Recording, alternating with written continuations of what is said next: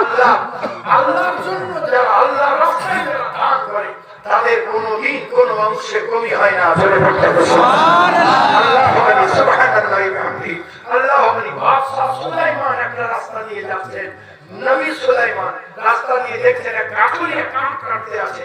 জিজ্ঞাসা করছে, ভাই এই বৃদ্ধ অবস্থায় এত কষ্ট করছো, কি নাম তোমার? বলছে, আমার নাম সুলাইমান।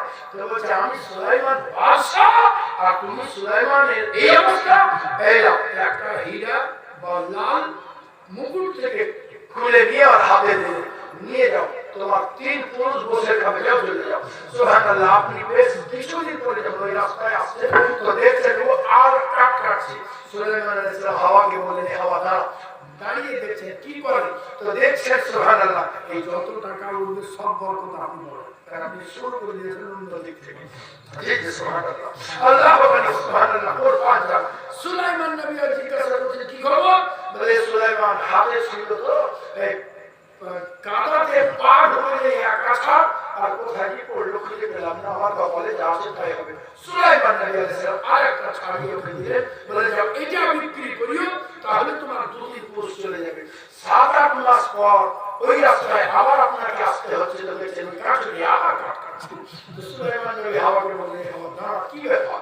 ওকে বলে, তুমি এটা বিক্রি করনি? বলে, সুলাইমান নবী রাস্তা দিয়ে যাচ্ছিলাম তো যেতে যেতে বরণ যেতে বুঝেছিলাম যে আর যেন না পড়ে, তো কি পড়ে আমার খেয়ালই নাই। আমি যখনই তহমতটাকে বেঁধেছিলাম ও কখনই পড়ে গেছে, কোন জায়গায় পড়েছে কোনো খেয়াল নাই। সুবহানাল্লাহ। সুলাইমান নবী বলে, তাহলে ঠিক আছে আর একটা দিলেন, বলে, এবার যত্ন করে রাখিও।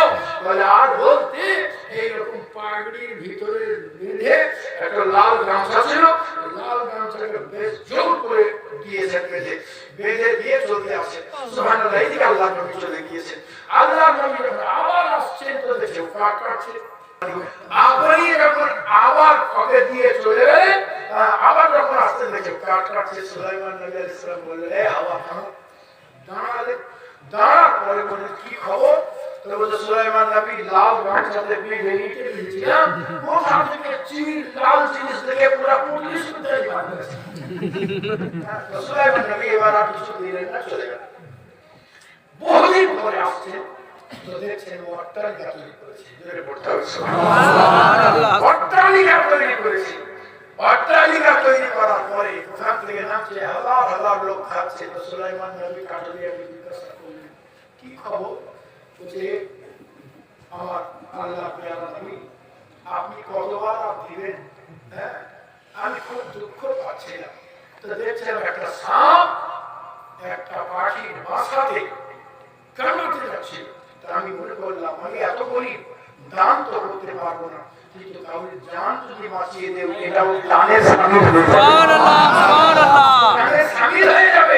এই জন্য ওই পাখিকে বাঁচাবার জন্য যখন তলোয়ার নিয়ে এই বুড়া অবস্থায় গাছে উঠে সাপটাকে একবারই মেরে বিখণ্ডিত করেছি, পাখির বাচ্চাগুলোকে বাঁচাতে যাব তো দেখছি ওইটা চিলেরই মশা 4টা লাল ওখানে উঠা আছে। সুবহানাল্লাহ, সুবহানাল্লাহ।